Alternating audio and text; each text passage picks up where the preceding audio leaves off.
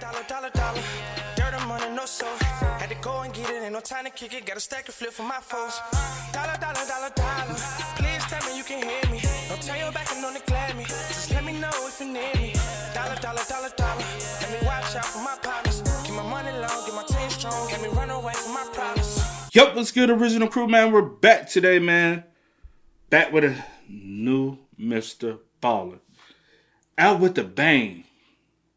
I guess he mean out of the year with a bang. This will surely be my most disturbing video of 2024. Looking at this, the very first image, I feel like we already know this story. Mm-hmm. Right?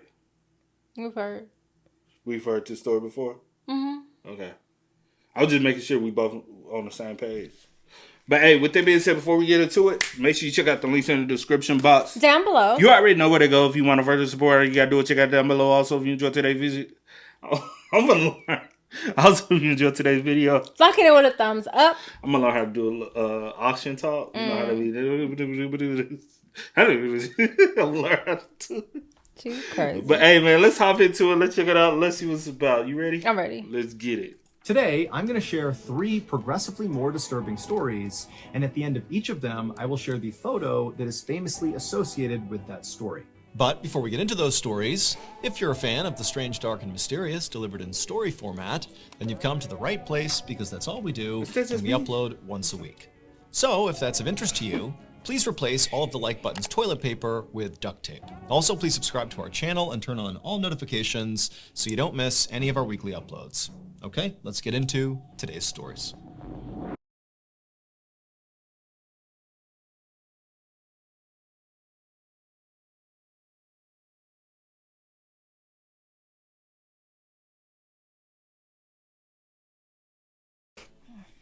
At 1 p.m. on November 2nd, 2020, an older man named Marcel Terray stood in his backyard hanging damp clothes on a clothesline. Marcel and his wife, 83-year-old Paulette Landru, lived on a quiet street in the small city of Anden, Belgium. And usually, their days were filled with household chores or visits from their kids. But over the last few months, Marcel had started to spend a lot more time taking care of his wife because she had recently been diagnosed with Alzheimer's disease. Alzheimer's disease is a type of dementia that causes memory loss and confusion. And so Paulette needed help remembering to eat or to take her medications on time. And sometimes she would just wander off without telling Marcel, and Marcel would have to go corral her and bring her back home. For Marcel, watching his wife struggle with this disease was absolutely heartbreaking, and so he did everything in his power to make her life as comfortable and happy as he possibly could. And so before he had come out to hang up the laundry, he had made sure to set his wife up in front of the TV with a nice lunch so she could eat and watch her favorite show. And so Marcel hung up the last piece of clothing and then picked up the empty laundry basket and headed back towards the house. When he went inside, he expected to see his wife still sitting on the couch watching TV. But she wasn't there anymore. Marcel immediately began calling out his wife's name, but she didn't call back. And then he searched the whole house and he couldn't find her. And so starting to panic, he went outside, he searched the outside of the house, she wasn't there. He even knocked on some neighbors' doors, but they hadn't seen her. And so at this point, Marcel was very scared, given the fact that his wife had Alzheimer's and could easily wander off and put herself in a very dangerous situation without even knowing. And so instead of waiting any longer to just hope she showed up again, he picked up the phone and he called the police. Less than an hour later, Marcel stood outside of his house looking at helicopters flying overhead, and he knew at least half a dozen officers were spread out around the neighborhood, knocking on neighbors' doors. There were canine units searching the surrounding area. This huge search, it was all for Paulette. Marcel was glad to see that clearly the police had taken the search very seriously, and so he was confident that they would find his wife and that hopefully she'd be okay. But the hours kept ticking by, and as the sun began to go down, there still was no sign of Paulette. A police officer told Marcel that they would keep on investigating and hopefully find his wife as soon as possible. But over the next few days and weeks, Paulette didn't turn up, nobody had any idea where she was, and before long, weeks turned into months, and then months turned into 2 full years that nobody had seen Paulette. And by 2 full years? That's what he said. I don't remember it. By that point, Marcel had basically resigned himself to the fact that he very likely would die without ever figuring out what happened to his wife. Did you notice a situation like this happened back in my hometown? Mm-mm. All right. Remind me. I'll tell about it at the end. At the end of this, but remind me. She ain't gonna remind me. But then, one day in early October of 2022, so 2 years after Paulette went missing, one of Marcel and Paulette's neighbors was at home on their computer looking at a particular website. And as they were scrolling through this website, they happened upon an image that as soon as they saw it, they froze. Because this neighbor was very well aware of the fact that Paulette had gone missing and nobody had found her.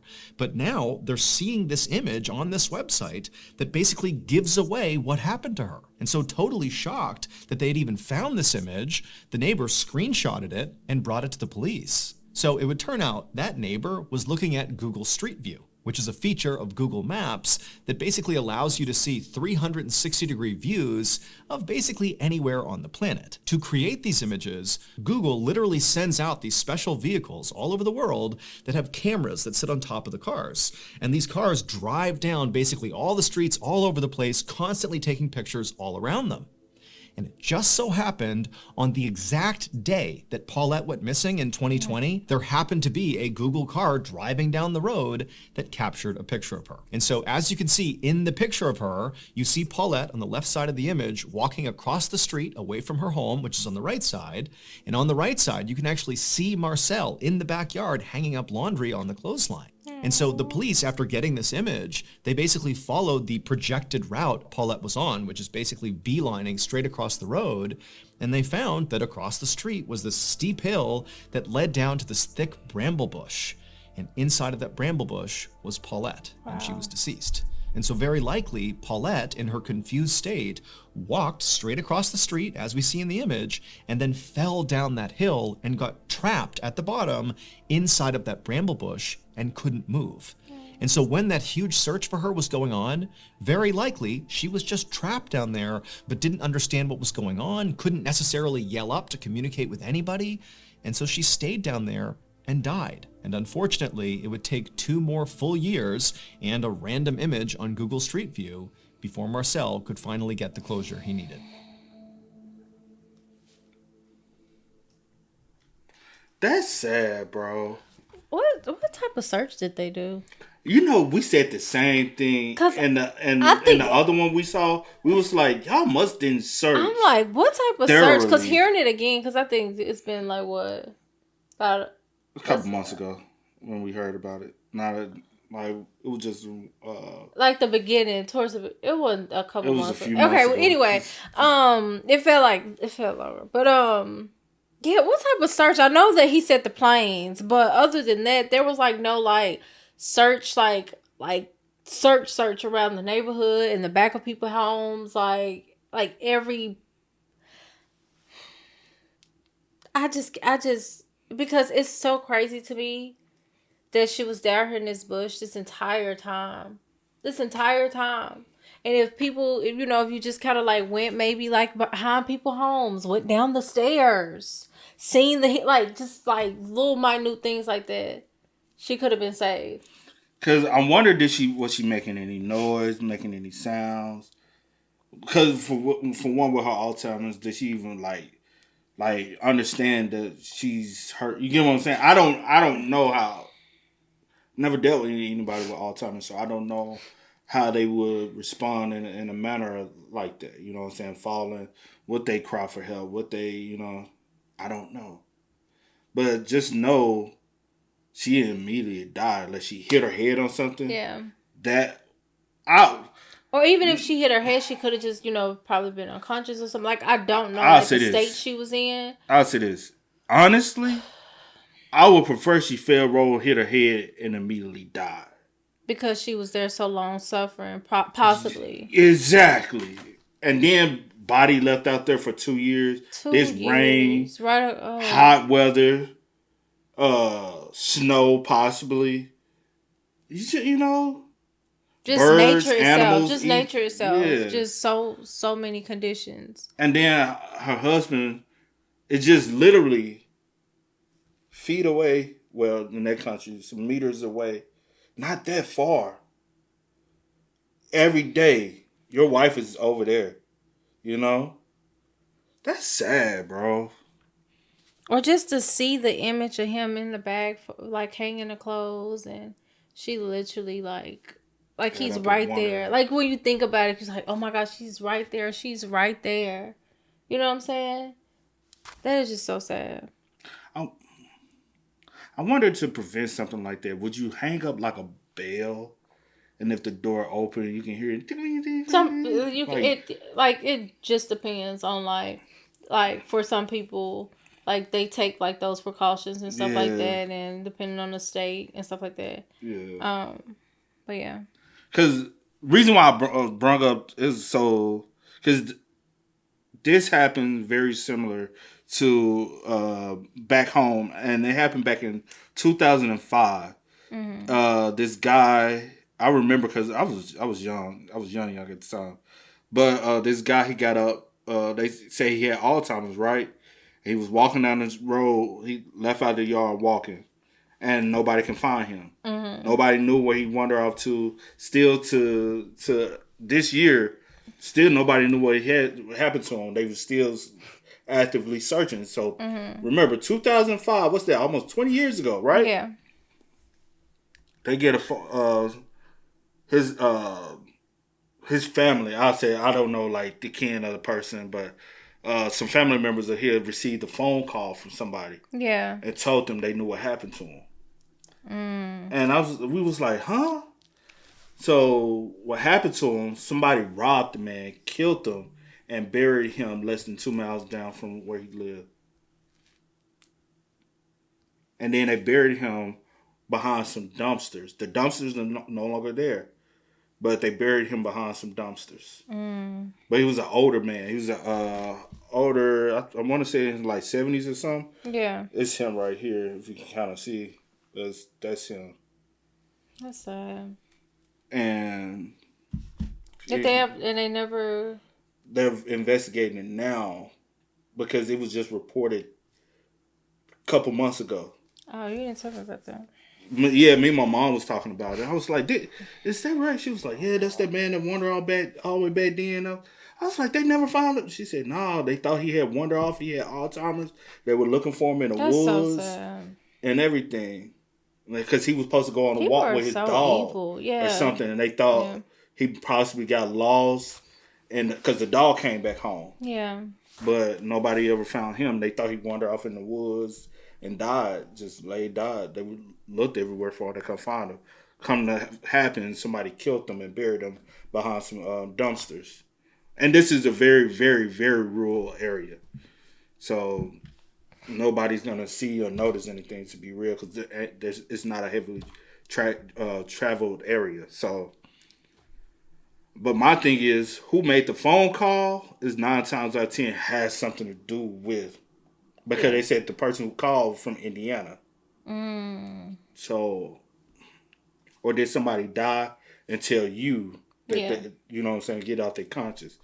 But that made me remember this situation. But I've dealt with like this, like firsthand. But the good thing is like someone was always like in the house with my grandma. Like so, it's kind of. So she ever got out? No. She never like got out and like wandered off or nothing. But she did used to get up like throughout the night and be like doing stuff. And one night, me and my brother was rotating, like watching her shifts, and she had got up and went to the bed. Like she. It's really a lot, and it's like hard on you, like mentally, like just to see someone, you know. Yeah.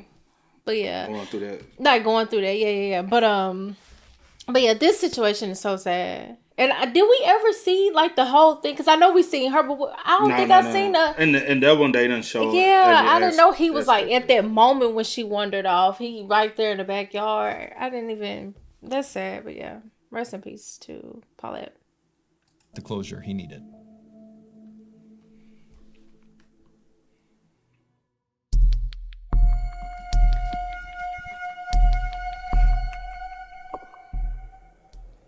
Around 10 a.m. on July 26, 2015, a 31-year-old mom named Xiang Lu Xuan and her husband chased their 2-year-old son around a brand new indoor playground. This playground was on the 6th floor of a mall in Jingzhou City, which is in central China. And so Jiang and her husband had come to this mall today just so their son could basically enjoy this playground. And currently he was running around in circles and laughing hysterically. He thought it was great. Jiang caught up to her son and scooped him up and then placed him at the top of a slide. And he happily slid down to the bottom, and when he reached the bottom, Jiang was waiting for him, and the son, he just stopped and looked past her and pointed and started saying, "Ride, ride." And so Jiang, she turned around and she saw right behind them were these two escalators, one going up and one going down. And so Jiang realized her son clearly thought these escalators were maybe a part of this playground. And so he wanted to go use them. They were a fun attraction. And so Jiang smiled and took her son's hand and then told her husband they're going to go ride the ride. Cee ain't doing that. See, you would have told you it's not a ride. It's nothing to play with. You would have. Yo. Cee is low-key be terrified of the escalators, y'all. And the more more like tragic stuff she sees, the more it bothers her even more. Me, I just hop on, I just be riding. Cee will be. Yeah, I'm terrified of escalators and elevators. I think you're more terrified of escalators than you are of elevators. I don't like neither one. I just ride more but she will say, escalators than let's I just do. take the stairs. I ride more escalators because, you know, when we always like go somewhere, they have escalators, like escalator like the mall, for instance. Majority of the time you go to a mall, you gotta have escalators. But most times, like if I'm somewhere and they have an elevator or stairs, I'd rather take the stairs. Yeah. Oh yeah, like the mall we go to, in the other spot. Like, no, I want to And take the Cee be stairs. like- You can take the elevator. I will. But meet most you of the up there. time, because But the only stairs are in the central, Yeah. by the food court, and we Yeah. be like, we got to walk past all these escalators when what we need is we trying to go to elevators. We Is like, walk no, past escalators. Oh. It's escalators. It'd be like 2 escalator stops before we get to the middle where the elevator and the stairs are. But you rather just go to the middle. Oh, they do have escalators. Yeah, they do. They got escalators. I ignore them. Yeah, we just I'd rather always take the stairs. I'm good. I would take the stairs. Thank you. You know, the escalators, and then they began walking over. Once Jiang and her son actually reached the escalator, suddenly her son was not as keen to hop on board. He was nervous. But Jiang, who had ridden escalators many times before, told her son it's totally safe, and she kind of coaxed him to do it. And eventually, he stepped on right alongside her, holding her hand. And about halfway up the escalator, when she was confident her son would be okay, Jiang turned around and looked up towards the top of the escalator, the 7th floor where they were going. And she saw 3 mall employees at the top of the escalator on the 7th floor where they were going. And they were clearly looking at Jiang with a very serious look on their faces, and they were gesturing at something towards the top of the escalator. It seemed like they could be warning her about something or simply pointing something out. She wasn't really sure. And so she looked up at them like, what's going on here? Why y'all just didn't stop the damn escalator? Hold on. Let's see what's happening. But the 3 mall employees just didn't do a good job communicating whatever was going on or whatever issue they were dealing with. And so as a result, Jiang and her son just continued riding up the escalator, and as they got closer and closer, these mall employees continued to gesture at something happening on the 7th floor just beyond the escalator, and Jiang still totally confused. And then finally, when Jiang and her son reached the top and stepped off, Jiang suddenly understood what these employees were referencing, but by now, it was too late. Moments later, Jiang's husband, who was still down below on the 6th floor at the playground, he heard the sound of his wife and son screaming over near the escalator. And so instinctively, he bolted over to the escalator. He didn't see his wife, didn't see his son, and he began going up the escalator when someone at the top screamed at him to stop and get off the escalator. And so he did, and right then a mall employee came running down the other side carrying his son, and this person handed the son over to Jiang's husband, and this employee, who clearly was completely shocked by whatever had happened up above, just shook their head. It would turn out, earlier that day, those mall employees who were at the top gesturing to Jiang, they had discovered a defect with the metal platform that sits right at the top of the escalator on the 7th floor. Basically, when you get off this escalator, it's the platform you step onto first. They had found there was something wrong with it. It wasn't stable. But instead of immediately blocking off the escalator to make sure nobody walked on it and then go get it repaired, these employees just kind of... Or hit the fucking emergency stop and it literally stopped. Cut it. Why are we just standing up there And it turns to a pointing? staircase, and you could have told them, step, go back. Because now it's completely stopped. We could turn around and literally walk Some back. people are just that incompetent. Like, I'm just like, what are we doing? Just like someone screamed to tell the husband to go back. Y'all should have did that with Just like the dude who got mad when we was in the mall here, and he was in a wheelchair trying to go up the escalator. Yeah. And they were trying to break him and this other dude trying to brace themselves, get prepared to go up the escalator. And then the employee came and told him, "No, you're not like these. You cannot go up. Like, just take the elevator." And she was like, "Take the elevator." He got mad. Yeah. I'm like, "What the fuck you get?" She like, that's for safety precaution. Yeah. So you could have rolled backwards in anything. And he caught an attitude. I'm like, bro, what the fuck you catching attitude for? They literally had an elevator right there. Just take the elevator. Yeah. You wanna? Then he was puffing on his Little vape. little vape. You ready, bro? I'm like, he was hitting it hard. You ready, bro? Hold on. Yeah, bro, we could. I'm like, dude, obviously you nervous. Then what you tell you take the elevator? He said, "Look, I see, because I wasn't with you when all that was happening. You told me about it. I swear you was right there. And you told me about it. And now that you say he had because I never knew he had the vape or whatever the case may be. He probably got mad because he was vaping hard, bro. He prepared himself mentally to go up there. And now you telling me I can't go up there? No, man, I'm about to go up there. Dang. I'm like, damn, bro, you sucking the hell out that little thing. But no, this sad though, for real. Nonchalantly allowed the escalator to continue, stationed a couple of them at the top to make sure nobody, used the escalator, and then called for a repairman. Right. But the repairman hadn't shown up and fixed this problem by the time Jiang and her son boarded the escalator.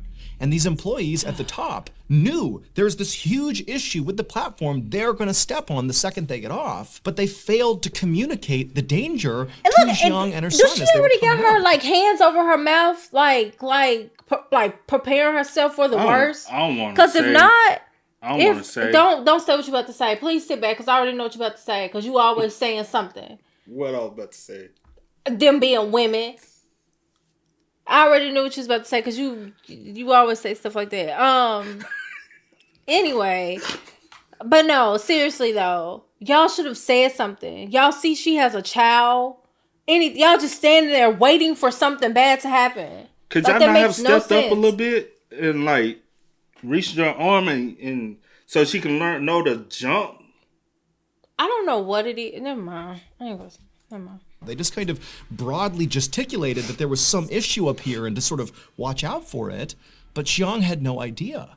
And so by the time she got to the top and stepped off the escalator onto that platform, the defect with the platform is that it caved in with any weight. And so she fell into the escalator where the teeth of the escalator was rotating, and as she was getting pulled into her death, her final moment captured on video as she took her son and thrusted him to the employees, saving his life before she disappeared and died inside the inner workings of the escalator. Following Jiang's death, there was a full-scale investigation, and quickly there were massive safety failures identified on the part of the company who made the escalator and also on the mall itself. 2 people were ultimately arrested in connection with Jiang's death and these safety failures, and the mall reportedly offered to pay some settlement to Jiang's family. However, the details of that settlement have not been made public. Nothing worth anything. Not to bring a life back. Horrible way to go out.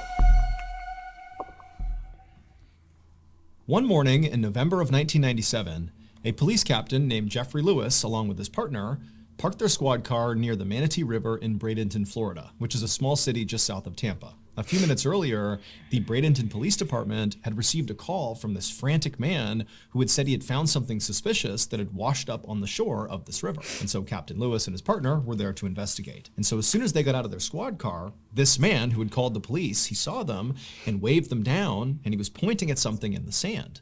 And so Captain Lewis and his partner, they walked over, and before they even talked to this guy, they just looked down at what he was pointing at, and right away they could see why he called the police. Because there, sitting on the sand, was a severed human hand. And so the instant Captain Lewis saw this, his first thought was actually just alligators, because there were alligators that swam in the Manatee River, and people were told about them and were told, not to go swimming here, but people still did. And so his thought was, well, maybe one of the alligators got a swimmer. However, when Captain Lewis looked at the hand more closely, he could tell right away that that probably did not happen, because where the hand had been cut off from the body, the cut was almost surgical. It was very, very neat. Whereas if an alligator had ripped the hand off, it would be rough. But this almost looked like a surgeon had carefully removed the hand. And so what this signaled to Captain Lewis is this hand very likely represented a murder victim. Somebody who killed this person, cut their body up, and one of their body parts is now washed ashore. And so Captain Lewis turned to his partner and told him to call for backup. And within an hour, police officers were scouring the Manatee River looking for the body that belonged to this hand. Meanwhile, the captain bagged this hand as evidence and brought it to the county sheriff's crime lab, hoping that forensic experts could potentially figure out who the victim was using fingerprints. However, when he actually handed over the hand to these forensic technicians, they told Captain Lewis that it was very likely going to be impossible to try to pull prints from this hand because the hand was very badly decomposed and water damaged. But they told Captain Lewis that despite this being a total long shot, they would still give it a try. And so really all Captain Lewis had was this hand, and so he just kind of waited for information from the crime lab about the fingerprints. And before long, the waiting went from days to weeks to months, with no fingerprints. And so with no fingerprints and no other breakthroughs in this case, Captain Lewis moved on to other cases. That is until June of 1998, when Captain Lewis was sitting in his office doing some work, when he suddenly got a call from the crime lab about the hand. An employee told Captain Lewis they had finally made a breakthrough.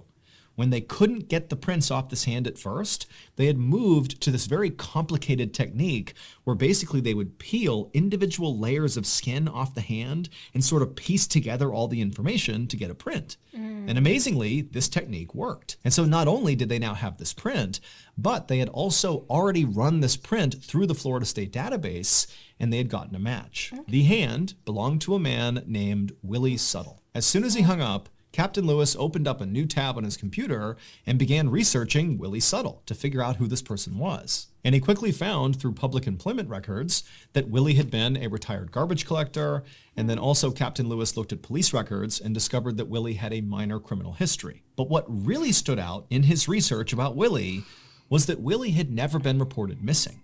Willie had instead been reported dead. Right there in the public records that Captain Lewis was looking at, he found Willie's death certificate. And this document said Willie had died of natural causes 5 months prior to his hand washing up on shore. And also it said Willie had been buried in a local cemetery, and no police had ever been involved in his death because no crime had been committed. And so Captain Lewis was baffled. None of this made any sense. If Willie had died of natural causes and been buried over a year ago, then how did his hand, his severed hand, wind up on the shore of the Manatee River? The next day, which was Friday, June 26th, Captain Lewis, along with a few other police officers, went to the cemetery where Willie had been buried, and they exhumed his casket. And when they opened it up, they actually expected it to be empty, considering his hand was already missing, so probably his whole body was gone. But no, when they opened it up, there was Willie, missing his left hand. But that wasn't all. At the bottom of Willie's casket were all of his internal organs, just sitting there in a rotting pile. And so Captain Lewis is staring at this, having no idea what to make of it. But the first thought he had was, okay, maybe somebody tried to rob Willie's casket. But he's thinking, if they did that, why did they cut out his organs and stash them at the bottom of the casket? And also, why did they remove his left hand and chuck it in the river? Like, that doesn't make any sense. It felt like every clue Captain Lewis found was only making this case harder to solve. But he hoped when he sent off Willie's body to the county medical examiner that they would be able to provide him with some more answers as to what happened here. Later that afternoon, the county medical examiner would perform an autopsy on Willie's body. And the first thing he noticed when he began was that despite the fact that Willie's organs clearly had been removed, that Willie's abdomen did not appear sunken in. It appeared full. So the medical examiner started the autopsy by cutting open Willie's abdomen to see what was in there. And when he saw what was inside of Willie, he just froze, having no idea how to react to what he was looking at.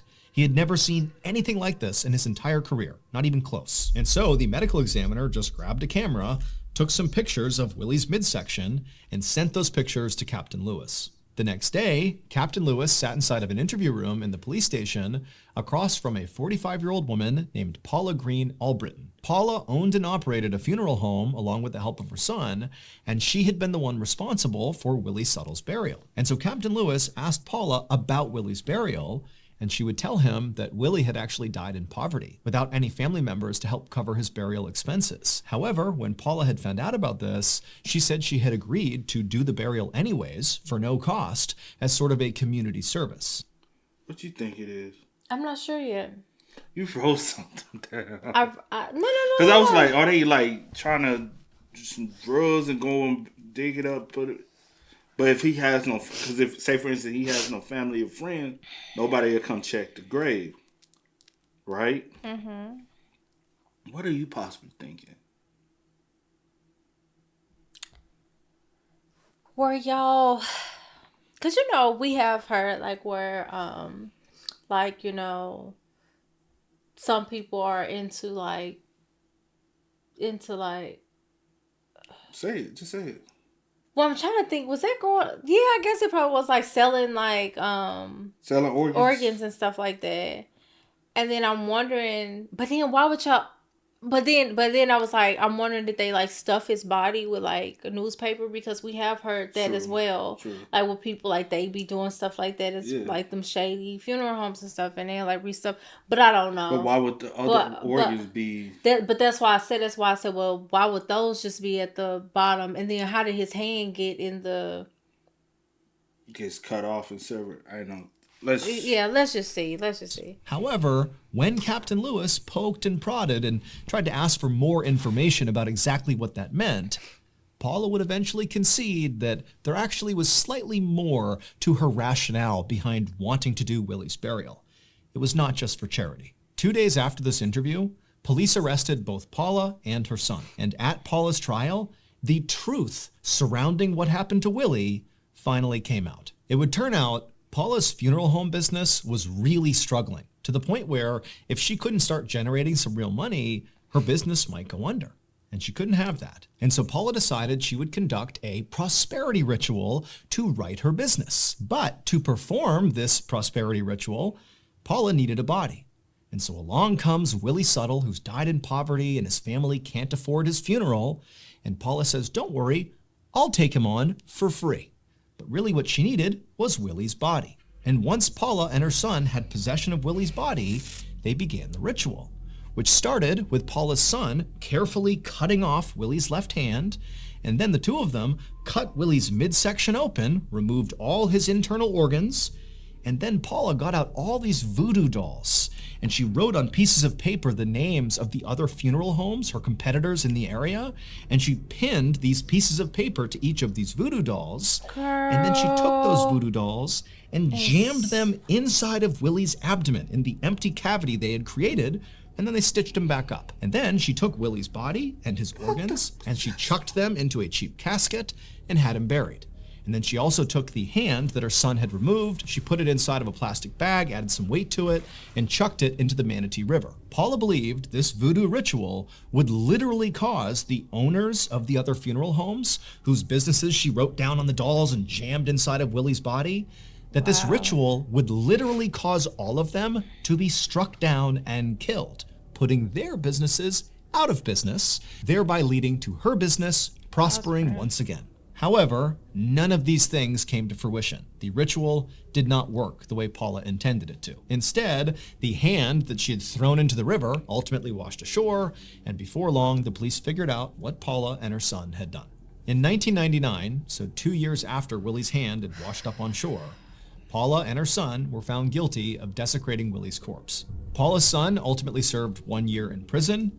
As for Paula, her conviction was actually quickly overturned due to a technicality. It was discovered that during an interview with Paula, that police detectives told her that she could not be convicted if this ritual was part of a religious practice, that she was protected under the U.S. Constitution. And so Paula, who confessed to doing this ritual, did so by saying it was part of her religion. She practiced voodoo. I am a voodooist, and I've survived because I know how to survive. And that's a part of my religion. And so in court, that confession was ruled inadmissible. And so she walked free. Here is a photo of the 12 voodoo dolls found inside of Willie's body, with the notes Paula wrote cursing her competition still attached.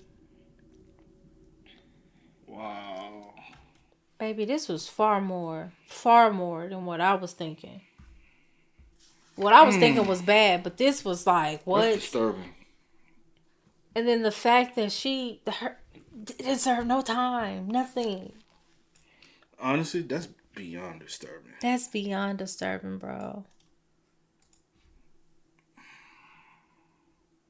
Oh, that's awful, man. No key, I'm in disbelief. That is the most heinous thing ever, bro. Even with you doing his body like that, right? There's no telling how you've done the other bodies. If people have even like, brought like, because I'm pretty sure at one point people was bringing, people to you. You probably was cutting them some type of deal or what. I don't know. As far as like, funeral costs and all that. Like, were you properly even doing those correctly? Like embalming the bodies correctly then? You know what I'm saying? Mm-hmm. For her to like steal, like, I mean, I get whatever, like, oh, I'll do his body, whatever, but y'all just mistreated his body, like. So what makes what? So it makes me think that y'all have done it several other times as well. But I mean, I don't know, but I'm just trying to figure out, because obviously your business wasn't, doing well, because obviously y'all may not do a good job at, the work that y'all supposedly do, but. Yeah, that's sad. True that. But hey, man, y'all spam us up in the comments. Y'all let us know y'all thoughts about it for us in the comment section down below. But until next time, y'all know how I go, man. I do go by the name DJ and Kid. This is Sierra Nicole. We are. Kid and C. We are. Peace. Ain't no time to kick it, got a stack of flip for my foes. Dollar,